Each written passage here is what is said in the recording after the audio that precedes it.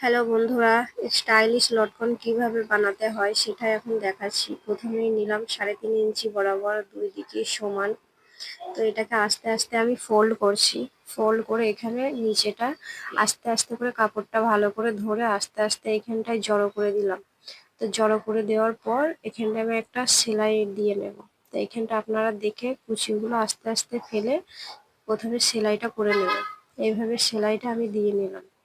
সেলাইটা দিয়ে নেওয়ার পর এখানটা আপনারা কেটে নেবেন।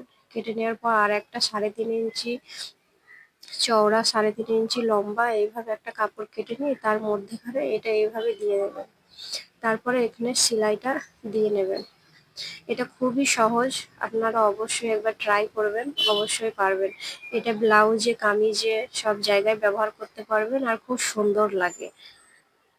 আর ভিডিওটি দেখে যদি কারো কোনো উপকার হয় তাহলে আমার চ্যানেলটি অবশ্যই সাবস্ক্রাইব করে পাশে থাকবেন। তারপর আমি এটা সেলাই করে নিলাম। দু সাইডে যেটা কোণ হয়ে আছে সেটা আমি কেটে নিলাম। কেটে নেওয়ার পর তারপরে যেটা দড়ি আছে আর কি, দড়িটা আমি ভিতরে লাগিয়ে এইভাবে সেলাই দিয়ে নেব।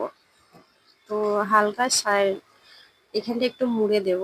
মুড়ে দেওয়ার পর এখন আমি সেলাইটা ফাইনাল লুকটা আপনাদেরকে দেখাচ্ছি, কত সুন্দর হয়। আপনারা ব্লাউজে, কামিজে সব জায়গায় ব্যবহার করতে পারেন। এটা খুব সুন্দর একটা লটকন তৈরি হয়েছে। আপনারা শুধু একবার ফাইনাল লুকটা দেখেন।